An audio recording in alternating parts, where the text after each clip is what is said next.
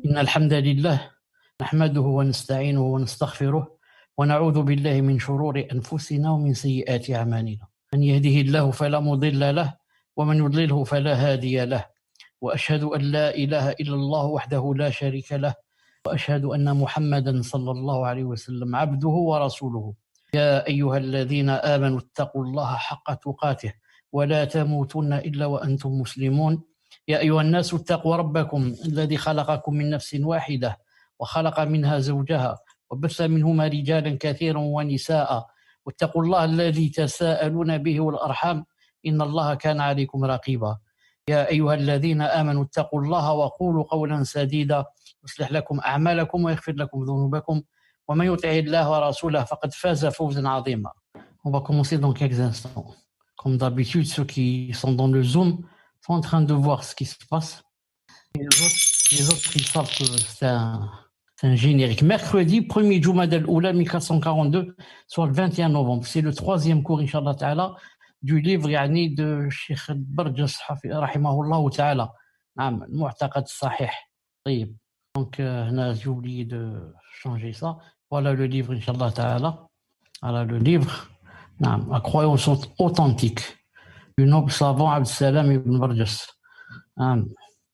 Rahimahullah Ta'ala, qui est mort très jeune. On a fait déjà une biographie, une petite biographie de sa vie. Et on continue, Inch'Allah Ta'ala. Donc, Allah subhanahu wa ta'ala. D'abord, je voudrais citer 3 règles importantes dans la Aqida. Car vous savez que la fois passée, on avait parlé, le cours passé et celui qui l'a précédé, on avait parlé de Tawhid, qu'il y avait 3 sortes. On avait parlé spécialement de Tawhid al-Rububiyyah, l'unicité de la seigneurie. On avait dit que ça allait être, Inch'Allah Ta'ala, suivi par l'unicité de la divinité et l'unicité des noms et des attributs. Et voici 3 règles que je trouve importantes, Inch'Allah Ta'ala. Je voudrais vous les donner, transmettre, afin que vous les sachiez, mais que, Inch'Allah Ta'ala, vous viviez dans la certitude. Il ne vous arrive pas d'être indécis, d'être surtout dans la Aqida. Entre parenthèses, j'ai oublié de dire que quand j'affiche, ou bien on affiche comme ça une chose, celui qui veut prendre une capture d'écran, il n'y a pas de problème. Si c'est pour lui et pour réviser, il n'y a pas de problème, Inch'Allah Ta'ala. Naam. Donc, voilà 3 règles importantes dans la Aqida. Samir, est-ce que tu m'as dit? Naam, Cheikh, alhamdulillah. Alhamdulillah. Voilà, la première règle, Inch'Allah Ta'ala. Il n'y a dans ce monde que croyants ou mécréants. Il n'y a dans ce monde que croyants ou mécréants. Cela veut dire quoi? Cela veut dire qu'il n'y a pas de milieu. Que toute personne, ou bien elle est mécréante, ou bien elle est croyante.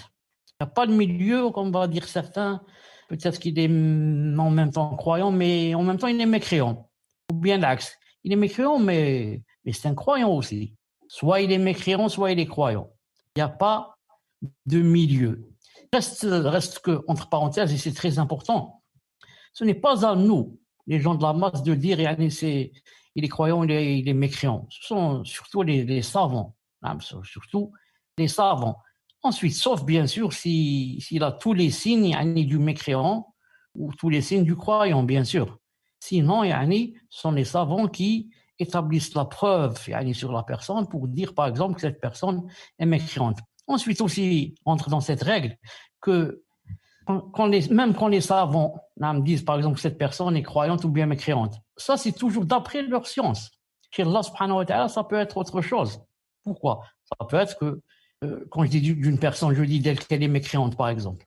Ensuite, parce que je l'ai vu, par exemple, porter une croix ou bien se prosterner, par exemple, à une statue. Donc, pour moi ou pour le savant, il dit celui-là, c'est un mécréant. Chez Allah subhanahu wa ta'ala, peut-être qu'il a une excuse. Laquelle, par exemple? Peut-être qu'il était, comme on dit, ahmaq, quelqu'un sot, quelqu'un qui est retardé mentalement, quelqu'un qui concevait pas bien les choses. Peut-être que Allah subhanahu wa ta'ala va l'excuser. C'est comment on dit, un peu malade mental. C'est un exemple. Donc ça ne veut pas dire que toute personne, si on va dire d'elle qu'elle est mécréante. Non. Ou bien le contraire. On va dire qu'elle est croyante. Elle est croyante par rapport à notre science. Et chez Allah subhanahu wa ta'ala, peut-être que cette personne est une hypocrite. Il n'y a dans ce monde que quoi? Que croyants ou mécréants. Il n'y a pas de milieu. La preuve, Kamal. نعم وهو الذي خلقكم فمنكم كافر ومنكم مؤمن والله بما تعملون بصير. C'est lui qui vous a créé. Parmi vous, il y a mécréants et croyants. Allah observe parfaitement ce que vous faites. C'est lui qui vous a créé. Alors, parmi vous, il n'y a que ces deux, mécréants et croyants. Allah observe parfaitement ce que vous faites. J'espère que la première règle, elle est claire, bi'idnillahi ta'ala. On passe, inshallah ta'ala, à la deuxième règle. Aqra, tchouf Kamal ou la Samir? Tous ceux qui meurent musulmans rentrent au paradis, même si certains passeront d'abord par l'enfer, sauf si Allah pardonne. C'est une règle. Toute personne qui meurt musulmane, ça veut dire le tawhid, bien sûr, car s'il est musulman, il fait du shirk, il n'est plus musulman. Toute personne qui meurt sur l'islam et ayant évité le grand shirk et le kufr, bien sûr, ira au paradis. Mais ce n'est pas obligé qu'elle aille directement. C'est pour ça, j'ai dit ici, même si certains passeront d'abord par l'enfer, sauf s'il la pardonne. Ce qui veut dire, en d'autres termes résumés, tout musulman, ou bien, quand il meurt, il ira directement au paradis. Ou bien, quand il meurt, il ira d'abord en enfer, ensuite au paradis. Ou bien, quand il meurt, normalement, il va aller en enfer. Mais Allah Ta'ala lui pardonne et il va au paradis. En conclusion de cette règle, c'est que tout musulman ira au paradis. Toute personne qui meurt sur le tawhid ira au paradis, même si elle passera par l'enfer s'il faut. Non, Allah n'a pas pardonné. Troisième règle, Samir. Aucun mécréant n'ira au paradis. Aucun mécréant n'ira au paradis. Il y a beaucoup de gens qui croient que peut-être un mécréant ira au paradis. Pourquoi il ira au paradis? Il te dira parce qu'il a fait du bien. Je connais même un mécréant, peut-être il va te dire il a aidé à construire une mosquée. Je connais un mécréant, il a aidé les gens à se marier. Je connais un mécréant, il a construit une maison à des pauvres. Je connais un mécréant, il donnait une paye mensuelle aux pauvres. Et, quand il donnait, il faisait, il a construit la mosquée. Non, c'était pour Allah subhanahu wa ta'ala. C'est pas pour Allah ta'ala, c'est pour les gens. Ensuite, si c'est pour Allah subhanahu wa ta'ala, il faut qu'il soit d'abord mu'min. Ensuite, il fait ces choses.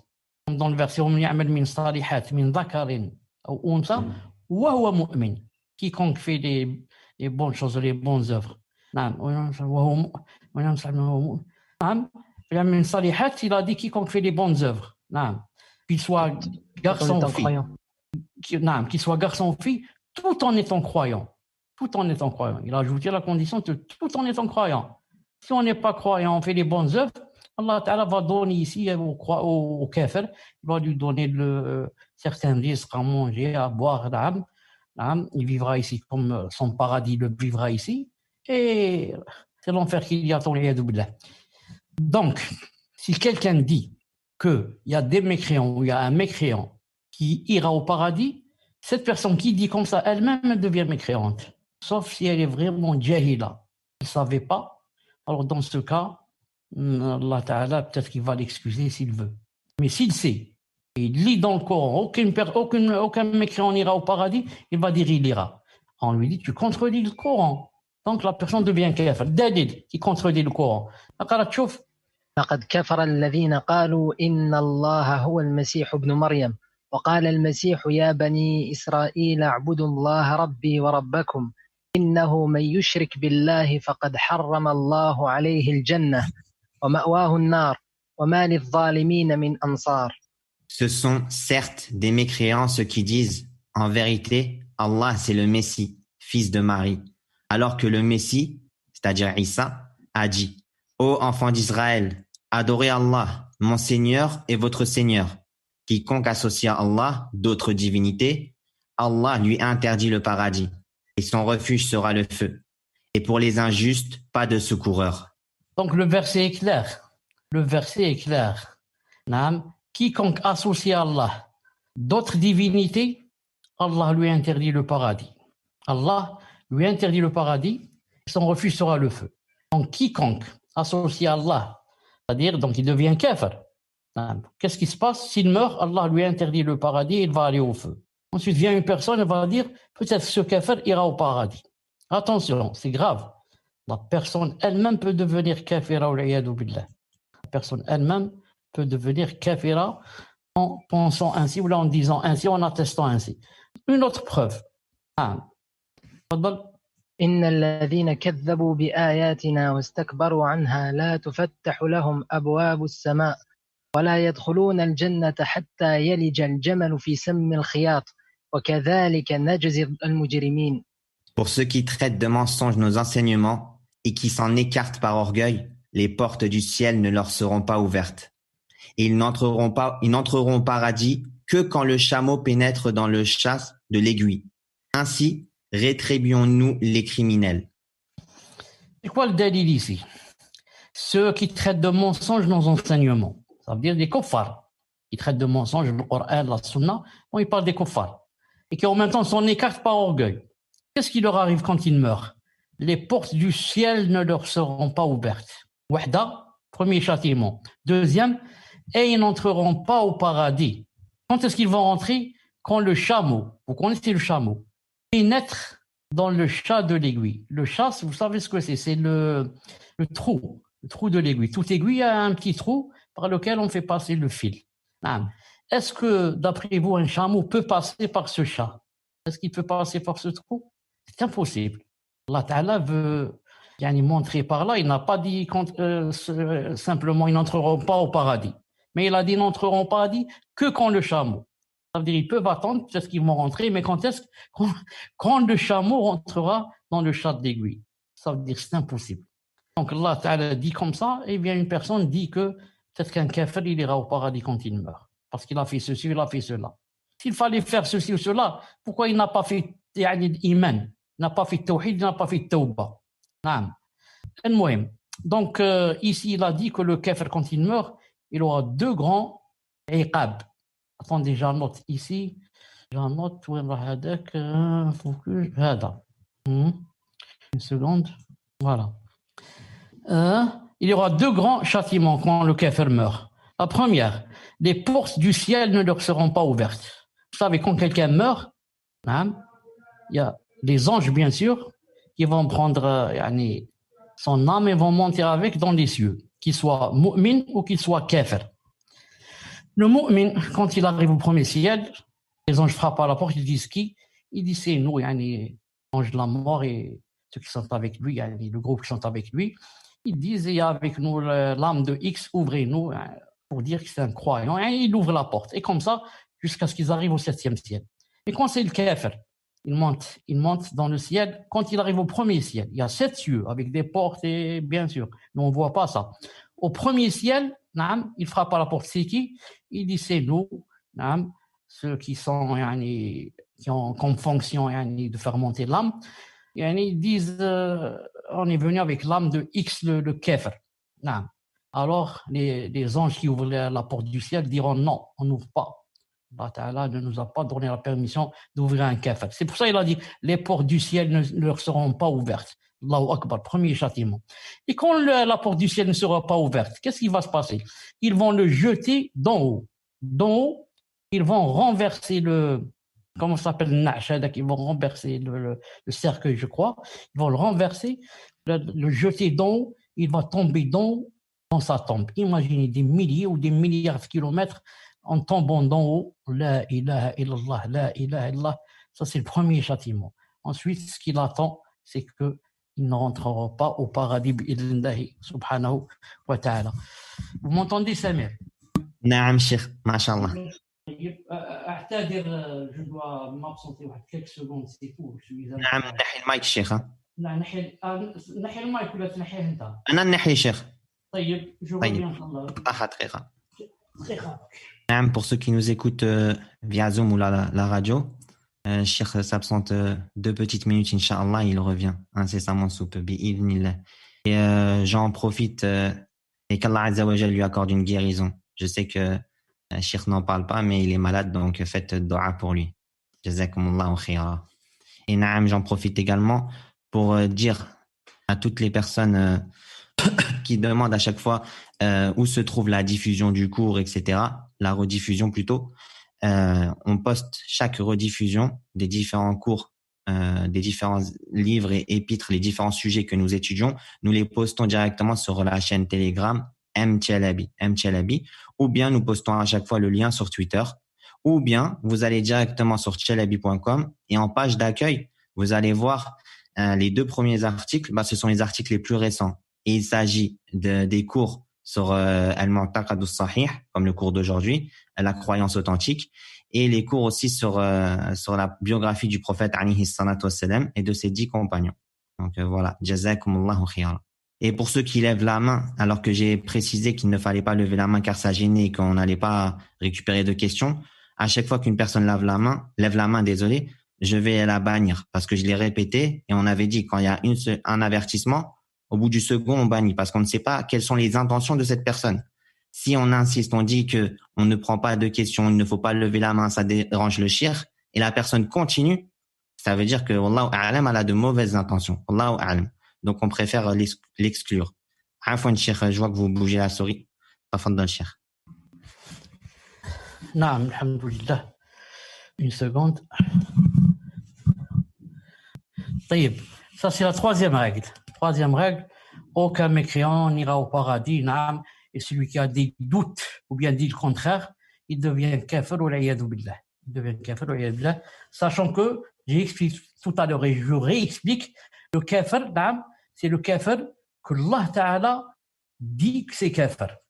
Car toi, tu peux dire d'une personne qu'il est kafir, mais peut-être que chez Allah Subhanahu wa Ta'ala, c'est un faux ou là, qu'il est excusé. On parle du kafir fi ilmillah, dans la science d'Allah Subhanahu wa Ta'ala.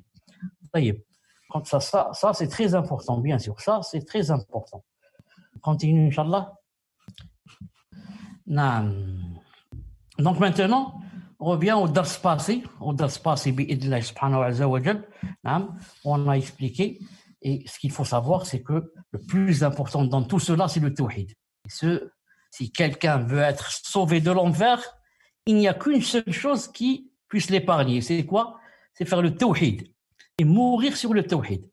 Et regardez, chauffe la clairement, c'est la grande miséricorde d'Allah subhanahu wa ta'ala. Regardez, même si tu fais du shirk, du grand shirk, bouddhiste, chrétien, tu dis qu'Allah ta'ala a une épouse, des enfants, et Allah nous préserve. Et malgré cela, si la personne fait la tawbah, Allah accepte. Malgré cela, il demande seulement une chose, mourir sur la droiture.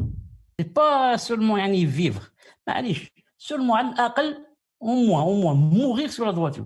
Même si dans ta vie tu n'as fait que des dégâts, que du kufr, mais si à la dernière minute la personne meurt sur le tawhid, alhamdulillah ya Rabb, alhamdulillah, elle sera épargnée Inch'Allah ta'ala de l'enfer.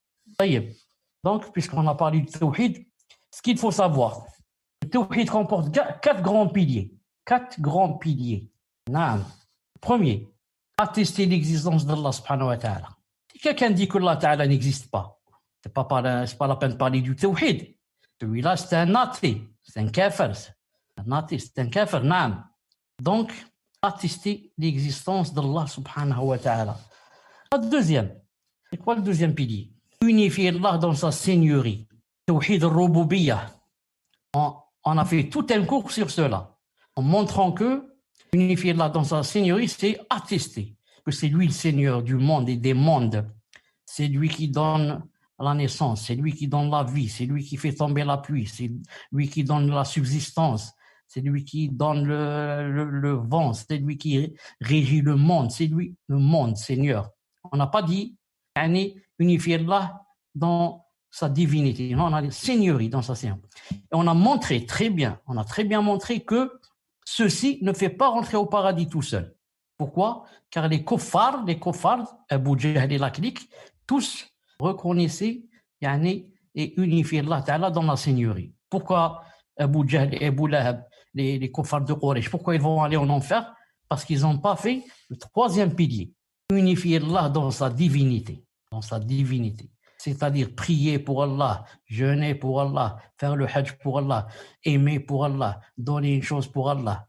Donc la différence entre unifier Allah dans sa seigneurie et unifier Allah dans sa divinité, dans la première, on unifie Allah Azza wa Jal avec ses actes à lui. C'est lui qui donne la vie, c'est lui qui donne le rizq, c'est lui qui fait tomber la pluie, c'est lui.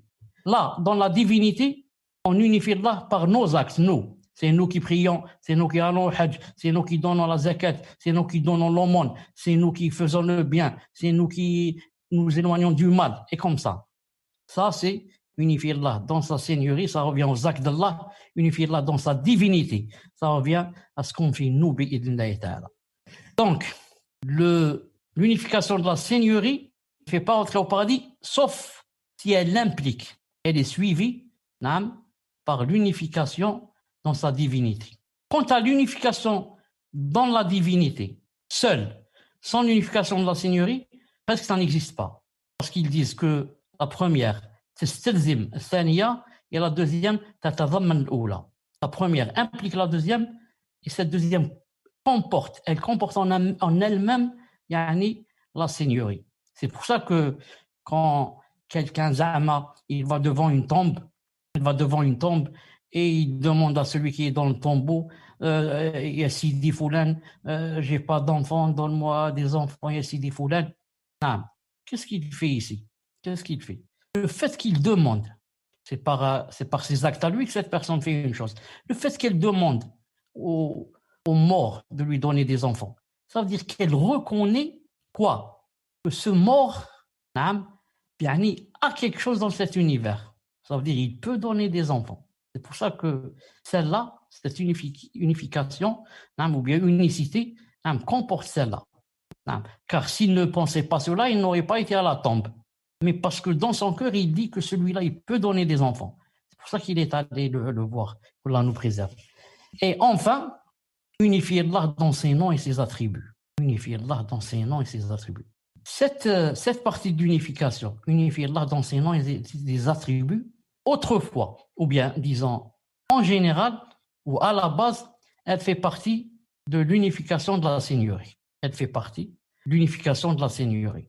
Ensuite, pourquoi les savants ont décidé de l'isoler et de lui donner un caractère spécial à part? Pourquoi? Tellement c'est important et que les musulmans ne lui donnent pas beaucoup d'importance. Alors ils l'ont fait sortir de côté pour lui donner plus d'importance. Car, pourquoi j'ai dit qu'elle rentre dans la seigneurie? Dommage, je n'ai pas préparé le verset. Sinon, je l'aurais affiché devant vous, mais je n'avais pas pensé à cela. Ça m'est venu maintenant à la tête. Allah Ta'ala dit dans le Coran, en parlant des kuffars, des Quraysh, des Qurashites, وَلَئِنْ سَأَلْتَهُمْ مَنْ خَلَقَ السَّمَاوَاتِ وَالْأَرْضِ لَيَقُولُنَّ خَلَقَهُنَّ الْعَزِيزُ الْعَلِيمُ. Subhanallah, ya Muhammad sallallahu alayhi wa sallam, si tu demandes aux kuffars de Quraysh, qui a créé les cieux et la terre? Ils vont te dire, les a créés Al-Aziz ou Al-Alim. L'Aziz, je crois que c'est le puissant ou le fort. Et l'Alim, c'est celui qui a... Le puissant, l'omniscient. Le puissant, l'omniscient. Jazakallah khair. Alors regardez, les kuffars de Quraysh, tu leur demandes qui a créé les cieux et la terre. Non seulement ils vont dire c'est Allah, puisqu'ils font l'unification de la seigneurie, mais encore ils vont dire, citer Allah avec deux de ces beaux noms. Ils vont dire celui qui les a créés, c'est le puissant et l'omniscient. Alors c'est une preuve que le puissant et l'omniscient, ça fait partie des noms d'Allah subhanahu wa ta'ala. Donc c'est une preuve que ça fait partie de la seigneurie, puisque les kuffars connaissaient ça aussi. Il y a une question qui se pose de temps en temps. Certains disent, ou bien ajoutent, certains savants, ils ajoutent, il faut aussi un cinquième pilier. Et bien sûr, je ne l'ai pas préparé parce que je ne l'ai pas pensé à lui, c'est maintenant qu'il vient en ma tête. Ils disent Tawhid al-ittiba', unifier le suivi du prophète sallallahu alayhi wa sallam. Unifier le suivi du prophète sallallahu alayhi wa sallam. Or, ceci, il y a une divergence. Ce n'est pas obligé de le mettre comme ça, lui donner un statut spécial, puisque ça rentre dans le tawhid, ça rentre dans le tawhid en général qu'Allah subhanahu wa ta'ala nous a ordonné. Allah subhanahu wa ta'ala ne nous a-t-il pas ordonné de suivre le prophète sallam? Il nous a ordonné. Non. Mais ceux qui ont dit il y a ce tawhid, le tawhid du suivi du prophète alayhi sallam, comme Ibn al-Qayyim et d'autres, on dit, on veut dire par tawhid, le tawhid du suivi, on veut dire que il faut suivre le prophète alayhi sallam, comme vraiment il se doit, de façon à ce qu'il soit lui le plus suivi, le plus aimé, le plus qui a d'importance dans nos cœurs parmi les êtres humains, et comme ça. C'est pour ça qu'ils disent que beaucoup de musulmans, par exemple, suivent peut-être des savants plus que le prophète alayhi sallam. Il y a des gens, des musulmans, tu lui dis, Rasoul alayhi sallam a dit, il te dit presque, il te dit, moi l'essentiel, moi c'est Maliki, moi je suis imam Malik. Moi, c'est comme s'il voulait dire, le hadith ne m'intéresse pas beaucoup. L'imam Malik, pourquoi l'imam Malik? L'imam Malik, s'il était vivant, il t'entendrait dire une chose pareille, peut-être qu'il dirait que tu es devenu kafir, billah. C'est pour ça que ceux qui suivent les rites, Maliki, Shafi'i, kada, avec ta'assub, je sais pas comment on dit ta'assub. Fanatisme. Avec fanatisme, ils suivent ça avec fanatisme, tu trouves qu'ils sont loin de ce qu'on appelle maintenant l'unicité du suivi du prophète alayhi sallam. Lui, Imam Malik a dit, Shafi'i a dit, Abu Hanifa a dit, khlas, Allahu Akbar. Attends, je te donne un hadith. Non, khlas, il a dit, Allah subhanahu wa ta'ala. Alors c'est pour ça qu'ils ont dit, on va mettre un tawhid qui s'appelle tawhid, quoi? Tawhid l'ittiba', le tawhid du suivi du prophète sallallahu alayhi wa sallam. En parlant ainsi, je viens de maintenant remémorer aussi autre chose est très importante. Et donc, moi, ces choses, des fois, quand je prépare, ne me viennent pas à la tête. Mais quand je parle comme ça, alhamdoulilah, Allah subhanahu wa ta'ala, il m'inspire des choses et je me rappelle. Il y a un cinquième tawhid que certains ont inventé. Je dis bien ont inventé. Et que ceux qui l'ont inventé, ce sont des égarés-égareurs. Égarés-égareurs. Qui s'appellent Samir et Kamal ou la Youssef, Ben Youssef. Est-ce que quelqu'un peut me dire c'est quoi ce tawhid? C'est les Khawarij qui ont ramené le tawhid pour le gouverneur. Ahsant, jazakallah. Tawhid al-Hakimiyya. Tawhid al-Hakimiyya. Tawhid al-Hakimiyya. L'unicité de la gouvernance. Tawhid al-Hakimiyya. Ils te disent, ça, c'est le plus important. Pour eux, c'est plus important que Tawhid al-Uluhiyya. Pas Tawhid al-Asma wa Sifat. Non. Tawhid, la gouvernance. Qu'est-ce que ça veut dire? Ça veut dire dès que tu rentres en islam, là, tu deviens pubère, la première chose que tu dois faire, au lieu de faire le tawhid, le vrai, non, tu dois faire le tawhid de voir le gouverneur qui te gouverne. Est-ce qu'il est kafir ou est-ce qu'il est musulman? C'est la première des choses. Pourquoi? S'il est kafir, tu prépares les bombes, la hache, les pétards, les couteaux, et tu te prépares pour commencer à t'exploser, à te faire exploser, parce qu'il est kafir. Chauffe, subhanallah al-azim. Pourtant, le prophète, alayhi salam, c'est lui notre modèle. Il a vécu à la Mecque 13 années parmi les kuffars, les grands kuffars, les plus grands kuffars.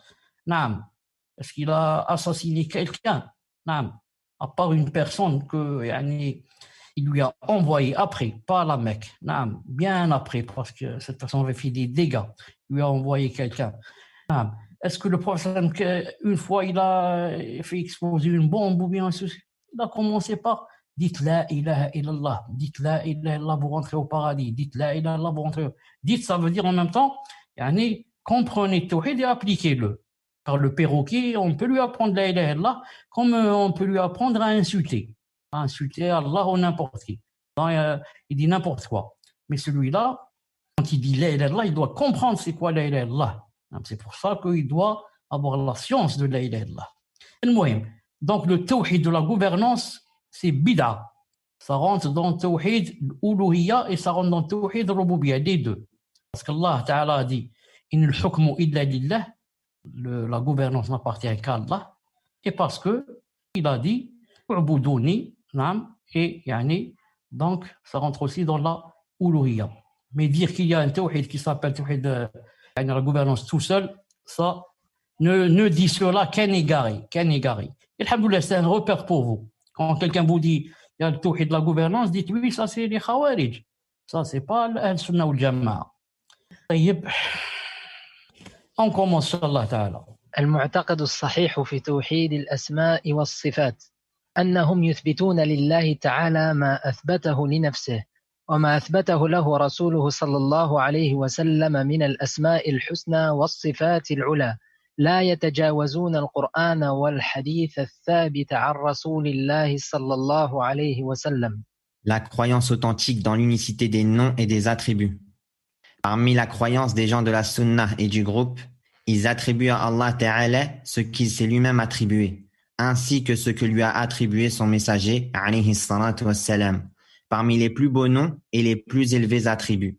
Ils n'outrepassent pas le Coran ni le hadith authentiquement rapporté du messager d'Allah, sallallahu alayhi wa sallam. Donc on voudrait bien comprendre donc c'est quoi la croyance authentique par rapport maintenant à l'unicité des noms et des attributs. Non. Donc c'est quoi la croyance authentique?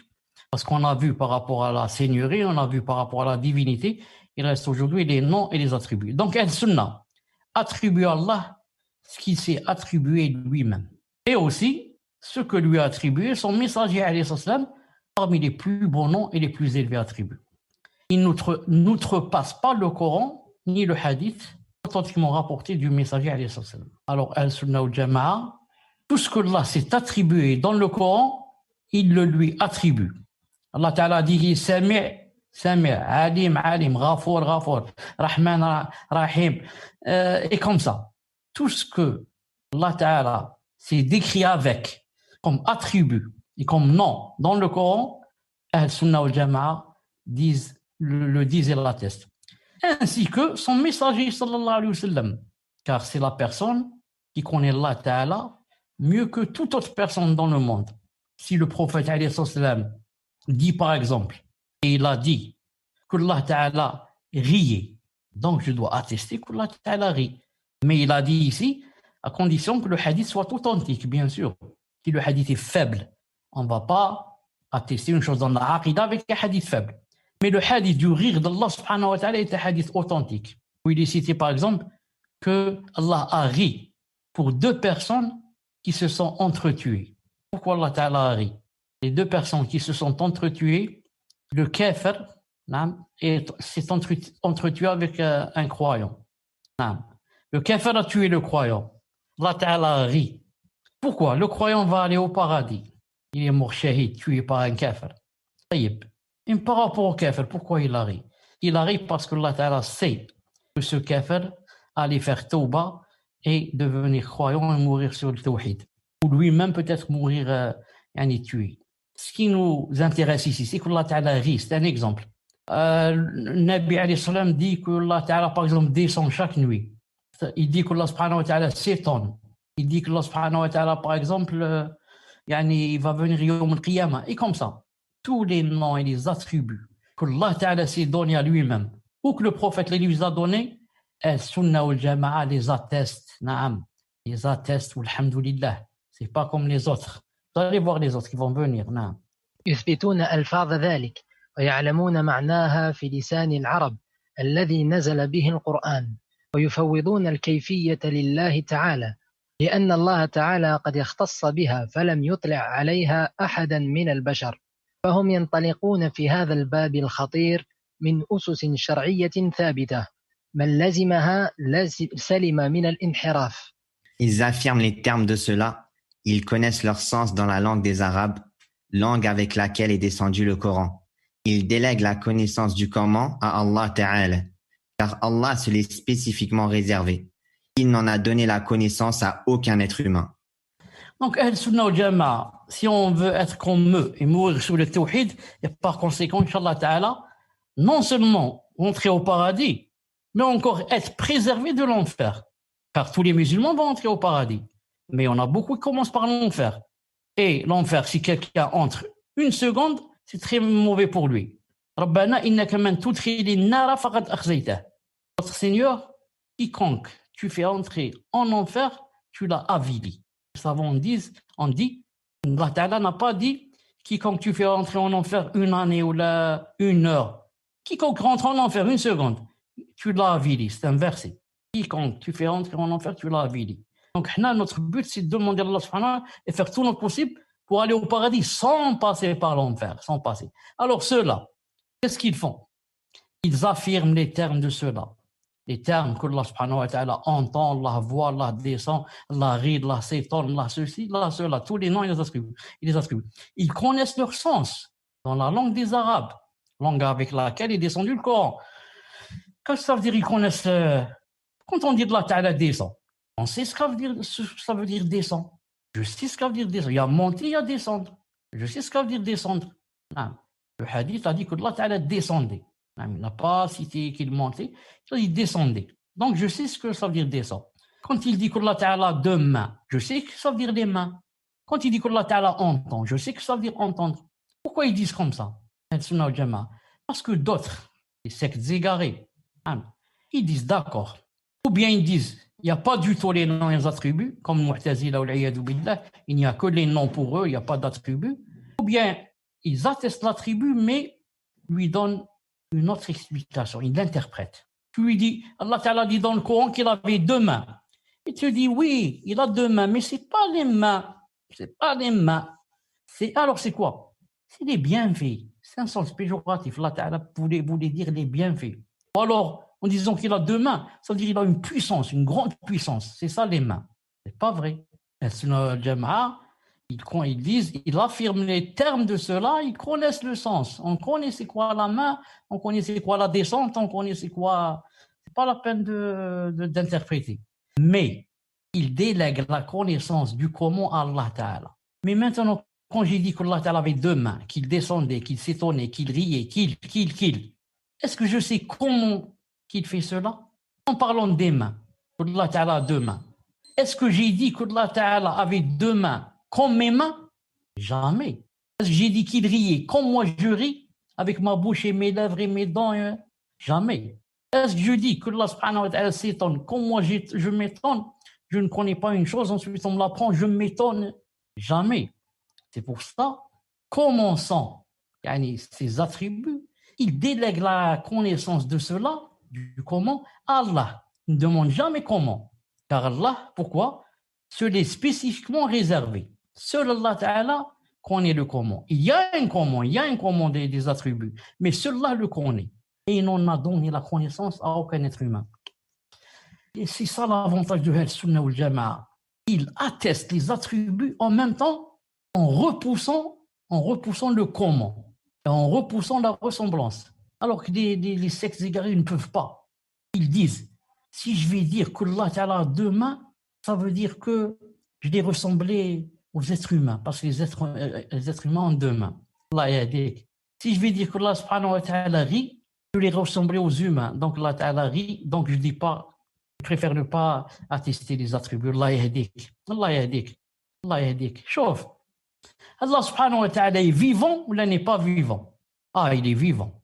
D'accord. Pourquoi tu attestes qu'il est vivant alors que la vie n'appartient pas seulement à Allah subhanahu wa ta'ala? Nous aussi, on a une vie. Les animaux ont une vie, les poissons ont une vie. Pourquoi tu reconnais qu'il a une vie et pourtant ici tu ne fais pas de ressemblance? Ça, il va dire oui, c'est vrai, Allah Ta'ala a une vie qui ne ressemble pas aux vies des autres. C'est pour ça que je dis qu'il a une vie. On lui dit la même chose pour le rire, pour l'étonnement, pour lui, pour la descente. Dis la même chose. Dis il a une descente qui ne ressemble pas aux descentes des créatures. Dis il a un rire qui ne ressemble pas au rire des autres. Un étonnement qui ne ressemble. Et comme ça. Comprenez? On lui dit ensuite une autre chose. Allah subhanahu wa ta'ala, par exemple, voit ou ne voit pas? S'il dit ne voit pas, on lui dit tu es devenu kafir. Parce qu'Allah ta'ala, tu l'as rendu aveugle, l'iyadou billah. Maintenant, je vais boire de l'alcool, il ne va pas me voir. A'udhu billah. Et s'il dit Allah ta'ala voit, on lui dit tu vois? Tu lui as dit qu'il voit. Non. Et nous aussi, on voit. Et le singe voit, la gazelle voit, le poisson voit, l'oiseau voit. Pourquoi tu ne dis pas ici qu'il y a ressemblance? Car il va dire, oui, ça c'est vrai, il n'y a pas de ressemblance.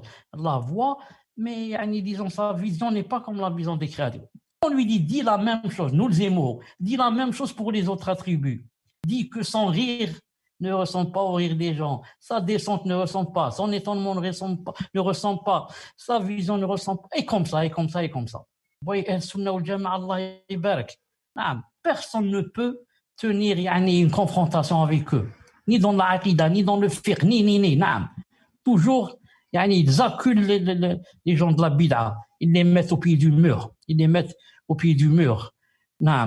Vous m'entendez, Samir? Naam, masha'Allah. Alors que tu ouvres le micro, je reviens dans quelques instants. D'accord. Naam, le cheikh revient dans quelques instants, Inch'Allah ta'ala. Jazakumullahu khairan wa barakallahu fikum. Le temps que le cheikh revienne, Inch'Allah, j'en profite pour refaire une petite parenthèse. Certaines personnes nous contactent en nous demandant s'ils peuvent prendre des notes et ensuite les publier sur Internet. Donc, c'est possible, Inch'Allah ta'ala, j'en ai discuté avec le cheikh, mais par contre, veuillez rester fidèle au cours. Veuillez bien rester fidèle au cours et faites bien attention. Faites à chaque fois une vérification du contenu en réécoutant le cours, etc. pour bien vérifier que le tout est correct et authentique. Jazakumullahu khairan. Tafaddal, cheikh. Une seconde. Une seconde. Donc, on continue, Inch'Allah ta'ala. On continue, bi'idhnillah subhanahu wa ta'ala. Samir. Ils prennent pour point de départ, dans ce chapitre crucial, de solides bases légiférées. Quiconque s'y attache sera épargné de la déviance. Ils prennent pour point de départ, dans ce chapitre crucial, des bases légiférées, de solides bases, pas seulement des bases. Quiconque s'y attache sera épargné de la déviance. Al-Sunnah wal Jama'a n'ont pas perdu leur temps dans les choses futiles. Ils ont épargné, ou disons investi la plupart de leur temps dans le ilm, la science, apprendre et enseigner. Et entre autres, walhamdulillah, ils ont établi de solides bases, sharaïa, pas de la bid'a, légiférée. Quiconque s'y attache, il sera épargné de la déviance, walhamdulillah, ya Rabb, walhamdulillah. On va voir ces bases, Inch'Allah ta'ala. C'est pour ça que ces bases, vous devez aussi bien les connaître et bien les inscrire. نعم. طيب. تفضل. وصف الله تعالى بالصفات الواردة في القرآن والحديث. أول ذلك إثبات ما أثبته الله لنفسه أو أثبته له رسوله صلى الله عليه وسلم دون زيادة أو نقصان، لأنه لا أحد أعلم بالله تعالى من نفسه، كما قال الله تعالى: قل أأنتم أعلم أم الله. Décrire Allah Ta'ala par les attributs rapportés dans le Coran et le Hadith. La première de ces bases, attribuer à Allah ce qu'il s'est lui-même attribué, ou ce que lui a attribué son messager alayhi salatu wassalam, sans rajout ni diminution, puisque personne ne connaît davantage Allah qu'Allah lui-même. Comme Allah Ta'ala a dit, selon une traduction du sens, dit: êtes-vous plus savant qu'Allah? La première des bases, attribuer à Allah subhanahu wa ta'ala, attribuer normalement, ça s'écrit avec ER. Attribuer à Allah ta'ala, ceci, cela. معلش. Je remarque ici dans le verset, chauffe Maya. Êtes-vous, c'est pas vous qui avez traduit, c'est pas les admins, bien sûr. Regardez comment qu'ils ont traduit et suivez bien la nuance qu'il y a. Êtes-vous plus savant qu'Allah? Êtes-vous plus savant qu'Allah? Alors qu'en arabe, il a dit, ça, je cherche le verset ici parce que je ne vois pas. أأنتم أعلم أم الله. أنتم أعلم. قل دي. أأنتم أعلم أم الله. أأنتم أعلم أم الله. Allah subhanahu wa ta'ala ne veut pas dire ici, êtes-vous plus savant qu'Allah? C'est impossible que quelqu'un soit plus savant qu'Allah subhanahu wa ta'ala. Mais il veut dire, si vous les savons, bien c'est moi. Ça ne dira pas d'autres. Choisissez, ou bien c'est vous, bien c'est moi. Car si on dit Allah est plus savant, ça veut dire eux aussi ils sont savants. Ils ne sont pas savants dans ces choses. Regardez ici, il a dit قُلْ أَأَنْتُمْ أَعْلَمْ. Je traduis mot à mot. Dit أَأَنْتُمْ, est-ce que vous êtes أَعْلَمْ, plus savant, ou bien Allah? Ou bien, est-ce que vous êtes plus savant, ou bien Allah? Ça veut dire que c'est lui qui est le plus savant. Car s'il voulait dire êtes-vous plus savant qu'Allah, superlatif, il aurait dit قل أأنتم أعلم من الله. أنتم أعلم من الله, vous êtes plus savant qu'Allah. أنتم أعلم من الله. Mais il a dit ça veut dire ou bien c'est ci, ou bien cela. Ou bien c'est moi qui suis le plus savant, ou bien c'est vous. Donc ici, êtes-vous plus savant qu'Allah? Il y a une nuance, il fallait dire, êtes-vous des savants, ou bien le suis-je, ou quelque chose comme ça. Si vous les savants, ou Naam, bien c'est... Cheikh, Naam. je pense qu'ils auraient dû mettre est-ce vous les plus savants ou Allah? Ahsant. Ahsant. Voilà la vraie traduction. Est-ce vous le plus savant ou bien Allah? Ça veut dire c'est moi, c'est pas vous. Voilà, Inch'Allah, ta'ala, la différence. المهم, Al-Sunnah wal Jama'a, ils attribuent, on vient de le citer, à Allah ce qu'il s'est attribué lui-même, ou ce que son messager lui a attribué, sans rajout. Ils n'ajoutent rien. S'ils disent, si Allah Ta'ala ou son prophète a dit que Allah Ta'ala avait deux mains, ils vont pas rajouter des choses, ils vont dire des mains avec des ongles, avec ceci, cela. Non. Dis seulement ce qu'il y a dans le hadith, ou bien le Coran. Certes, dans le Coran, il y a les mains, dans le hadith, il y a les mains, les doigts et les phalanges, dans des hadiths authentiques.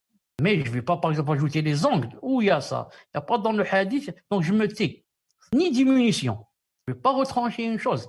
Allah Ta'ala dit, par exemple, qu'il avait des mains. Son prophète dira et a dit qu'il avait des doigts. Quelqu'un va dire, non, j'accepte les mains, mais pas les doigts quand même. Si tu as accepté la main d'Allah, est-ce que la main d'Allah ressemble à la main des personnes? Non, sinon on devient kafir si on dit ça ressemble ça. Pourquoi tu dis pas la même chose pour les doigts? Tu dis les doigts aussi d'Allah subhanahu wa ta'ala ne ressemblent pas aux doigts des personnes. Est-ce que je donne un exemple. Est-ce que les doigts de nous-mêmes, les personnes, est-ce qu'ils sont tous pareils? Ils ne ressemblent pas. Est-ce que par exemple les doigts de l'être humain sont comme les doigts du chimpanzé? Pourtant, chimpanzé a des doigts, nous avons des doigts. Et c'est pas la même chose. C'est comme ça. Donc Allah Ta'ala, je lui atteste ce qui s'est attesté sans rajouter des choses, sans diminuer. Pourquoi je dois lui attester ce qui s'est attesté? Parce que personne ne connaît Allah que lui-même. Comme Allah Ta'ala dit j'ai deux mains, moi je vais dire il n'en a pas. Allah Ta'ala dit il va venir Yom Qiyamah, moi je vais dire il ne vient pas. Allah Ta'ala dit qu'il a deux yeux, moi je vais dire il n'en a pas. Et comme ça. Comment? C'est que c'est Allah Ta'ala qui se connaît mieux que lui-même, mieux que nous. Et ensuite, il a dit qu'Allah Ta'ala, puisque personne ne connaît davantage Allah Ta'ala qu'Allah lui-même, comme Allah Ta'ala a dit, êtes-vous plus savants? Est-ce vous les plus savants ou bien c'est moi? Subhanallah. Allah Ta'ala, c'est comme s'il veut dire, tu veux me décrire mieux que je me connais moi-même ou là, كيفاش? Subhanallah al-Azim. On continue. ولا أحد أعلم بالله بعد الله من رسول الله صلى الله عليه وسلم قال تعالى وما ينطق عن الهوى إن هو إلا وحي يوحى. Il n'y a personne qui connaît davantage Allah après Allah que le messager d'Allah alayhi salatu wassalam. Allah subhanahu wa ta'ala a dit, selon une traduction du sens, et il ne prononce rien sous l'effet de la passion. Ce n'est qu'une révélation qui lui est faite. Est-ce que c'est possible qu'il y ait une personne qui connaisse le Créateur plus que le prophète alayhi salam? C'est pas possible. Pourquoi? Car le prophète alayhi salam et les prophètes, c'est Allah Ta'ala qui les a choisis. Il les a délégués pour apprendre aux gens la religion et pour faire connaître Allah subhanahu wa ta'ala. Donc, il ne va pas choisir des juhad, mais il va choisir les gens les plus aptes en science. Et lui-même va les remplir de science et de foi que personne ne pourrait atteindre pour que ils fassent ce qui leur incombe dans la meilleure situation. Au plus haut degré, bi'idhnillahi ta'ala.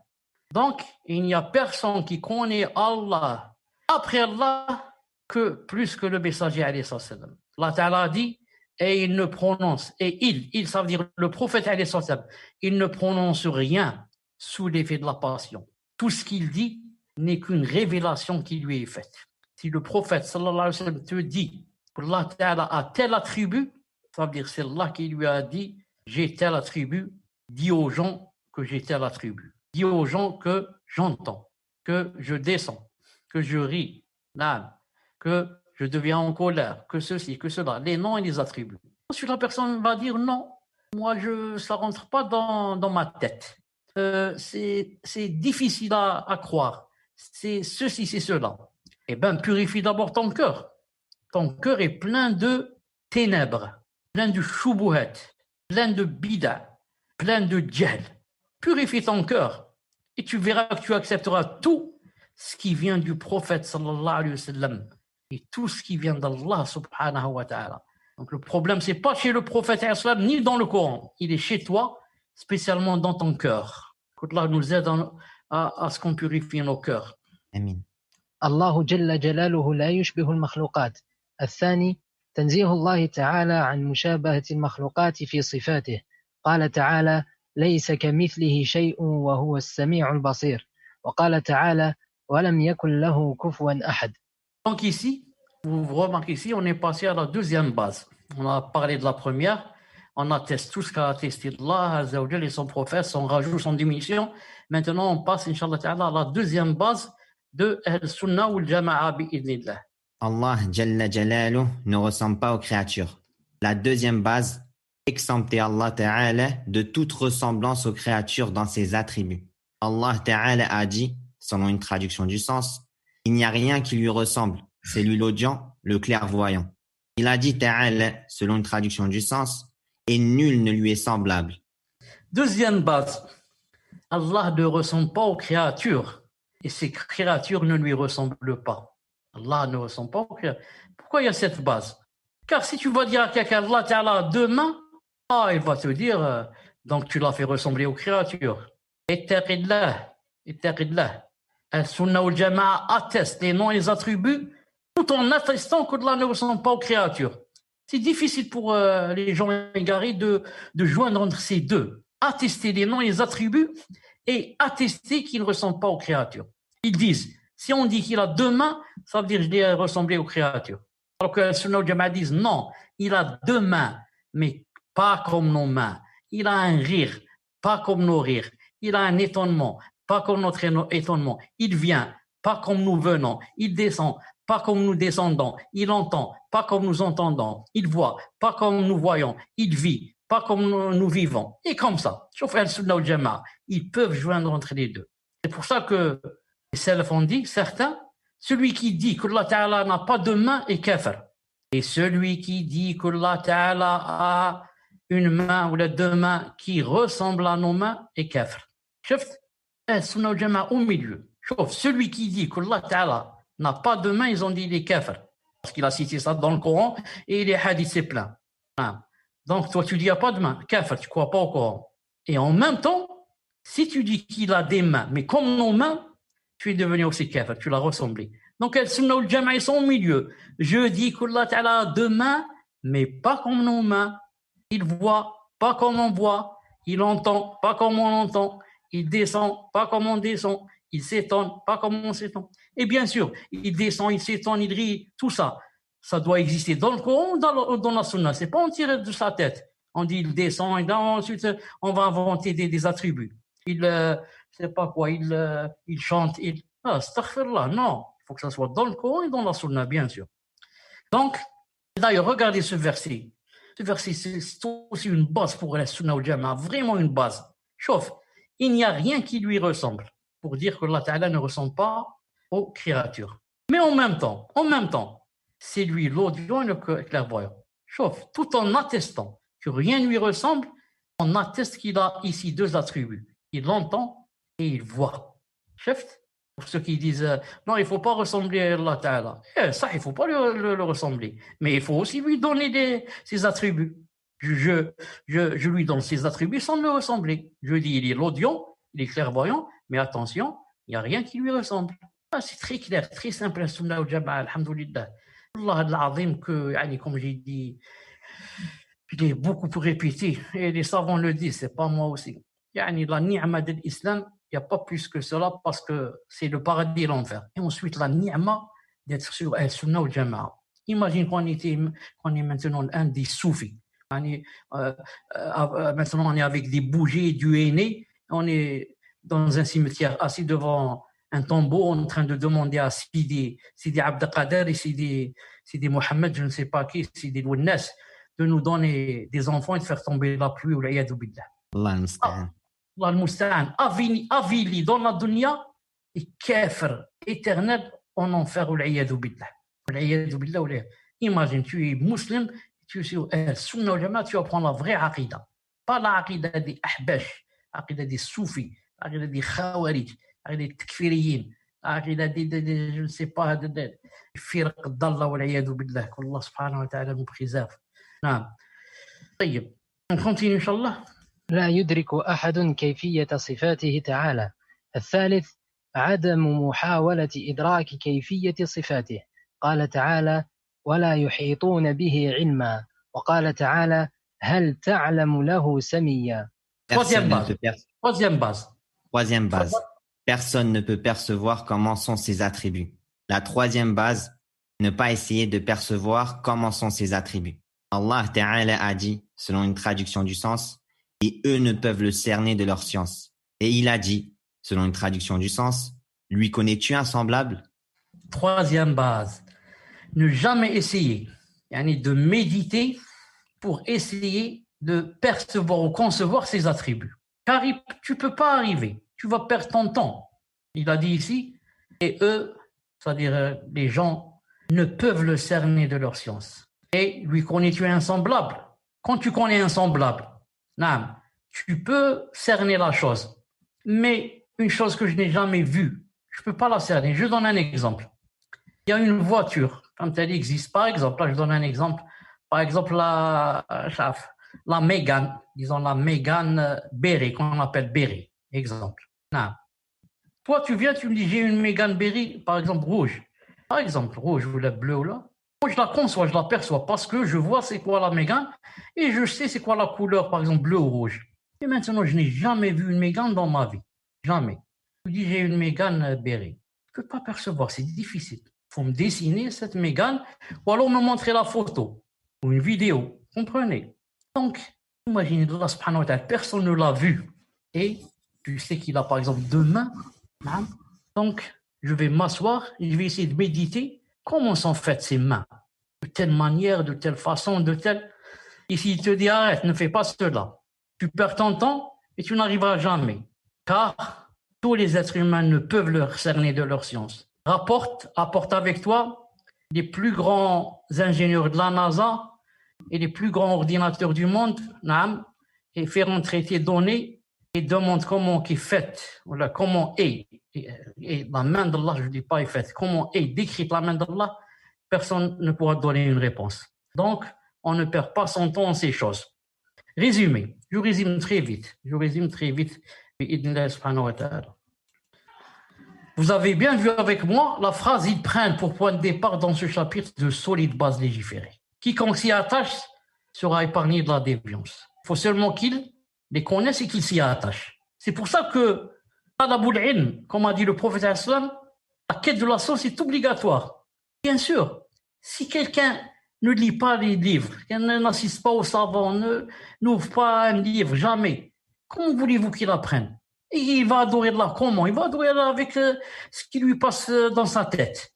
Vous avez compris? C'est pour ça que talabul ilm farida, la quête de la science est une obligation. Pourquoi c'est une obligation? Car s'il n'y a pas la quête de la science, tu es en danger. Ce qui fait rentrer au paradis, c'est connaître Allah subhanahu wa ta'ala. Et comment le connaître avec en demandant la science. Et toi, tu n'as pas demandé la science, tu passes ton temps à jouer au stade et à écouter la musique. Tu n'as pas donné le temps nécessaire à l'apprentissage de la science, qui est une condition pour connaître Allah subhanahu wa ta'ala. Et on ne rentre pas au paradis si on ne connaît pas Allah subhanahu wa ta'ala. Quand on va dire deux choses de lui qui sont contraires à l'aqida, peut-être on devient kafir ou iyadu billah si on avait établi la preuve sur nous. Non. La première base, on avait dit attribuer à Allah, attribuer avec ER, ça veut dire il faut, ou là on doit. Attribuer à Allah ce qu'il s'est lui-même attribué ou ce que lui a attribué son messager sans rajout ni diminution. Première base, rappelez-vous. Deuxième base, exempter Allah subhanahu wa ta'ala, c'est-à-dire éloigner d'Allah toute ressemblance aux créatures, ses attributs. Comme il a dit, rien ne lui ressemble. Pourquoi cette base vient après celle-là?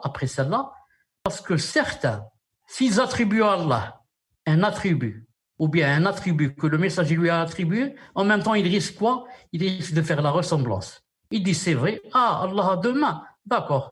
Et dans son cœur, il dit, comme mes deux mains.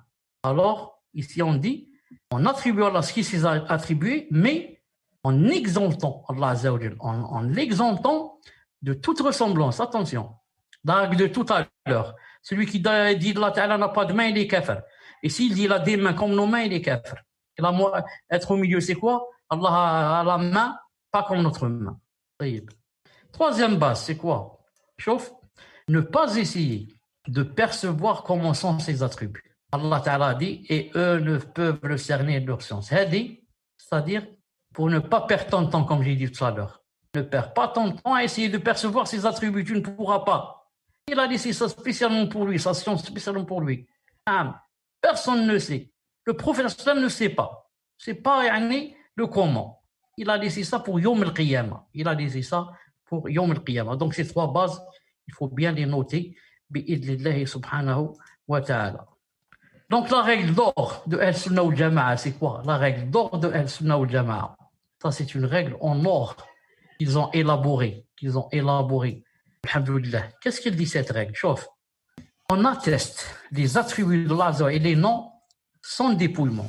Sans dépouillement, ça veut dire je ne dis pas non, il n'a pas. Il n'a pas de main, il ne descend pas, il ne rit pas. Non. Quand j'atteste, je les atteste. Sans dépouillement, je ne les dépouille pas. Mais je dois les accepter. Deuxièmement, sans falsification. Je ne dis pas il a deux mains, mais ensuite je fais la falsification. Je dis les deux mains, c'est la puissance, c'est le symbole de la puissance. Non, smahli, ça rentre dans la falsification. Allah Ta'ala, c'est lui qui nous a appris les langues. Non, mais il connaît Allah Azza wa Jal.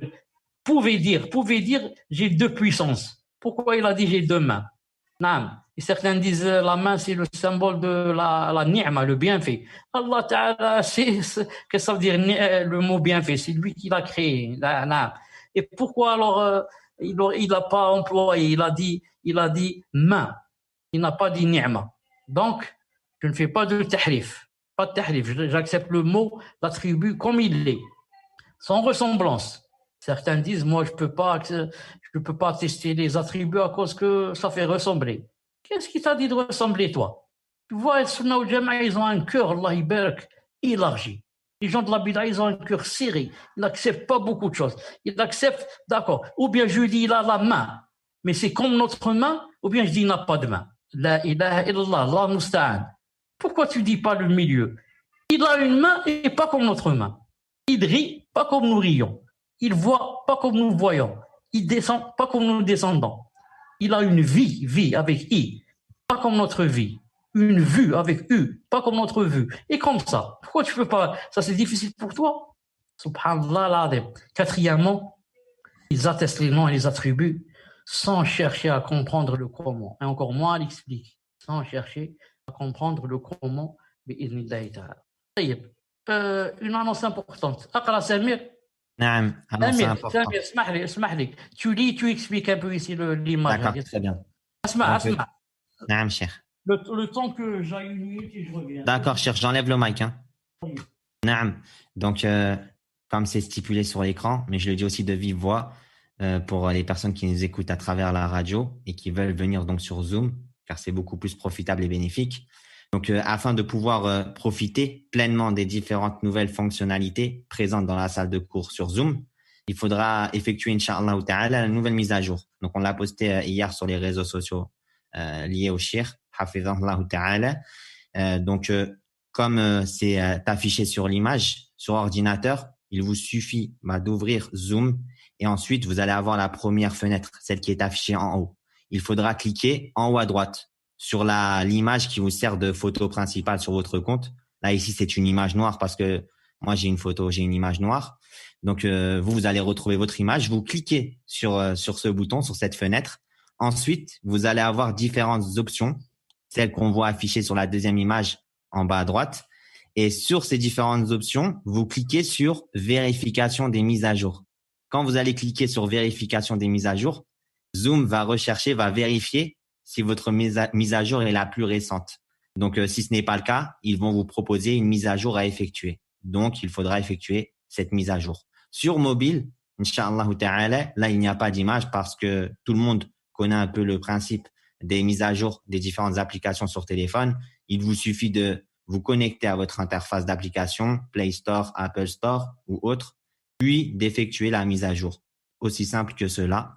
Donc, c'est important de faire cette mise à jour car il y a différentes fonctionnalités. Même nous, pour les mettre en place, pour mettre en place surtout une fonctionnalité qui nous est importante, il nous faut vraiment que chaque élève puisse faire cette mise à jour. C'est très, très important. Tafaddal, Cheikh. Naam, Cheikh. C'est bon, alhamdoulilah, on vous entend. Je suis en train de penser à une chose. Je me dis, est-ce que je continue ou je laisse, mais c'est pour inconvénience personnelle ou non, pour le faïda, de ceux qui nous entendent, pour ne pas les embrouiller. Est-ce que je m'arrête ici? Déjà, on a dépassé 1 heure. J'ai Kamel, il me dit qu'il pense qu'on devrait peut-être arrêter pour que les personnes puissent réviser déjà cette partie qui est très importante.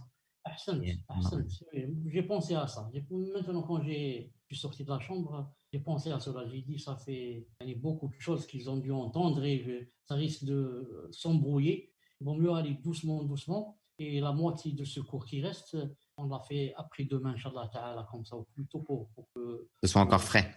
Pour que ce soit encore frais avec la moitié qui est déjà passée. Bi'idhnillahi Ta'ala. Wa sharaïkoum. Naam, Cheikh. Je suis d'accord avec vous. Jazakumullah khairan.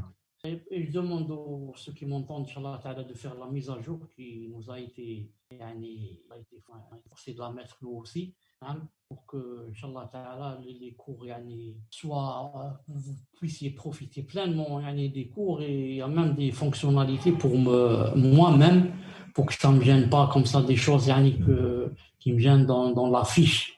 Parce que vous ne savez pas que c'est un peu difficile on suis en train de lire comme ça, il y a beaucoup de choses qui s'affichent, je dois à chaque fois cliquer dessus pour les enlever. Inch'Allah Ta'ala, avec la mise à jour, tout cela, Inch'Allah Ta'ala, va disparaître. Cheikh, Jazahumullah khairan, je ne sais pas si vous avez remarqué, on a eu moins de perturbations durant ce cours, masha'Allah. Alhamdoulilah, moins de perturbations, alhamdoulilah. C'est vrai. Moi, je remercie tous ceux qui sont présents, et je remercie les admins pour tous les efforts qu'ils font, et je demande à Allah subhanahu wa ta'ala qui nous aide pour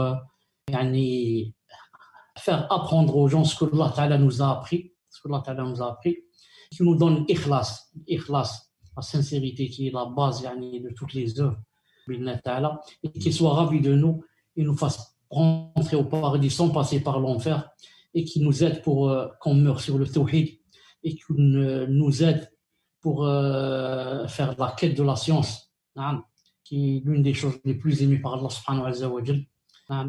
Et je dis à la fin, Subhanak Allahumma bihamdik, ashhadu an la ilaha illa ant, astaghfiruka wa atubu ilayk.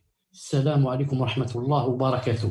Alaykum assalam wa rahmatullahi wa barakatuh. Cheikh, jazakumullah. Assalamu alaikum wa rahmatullahi wa barakatuh.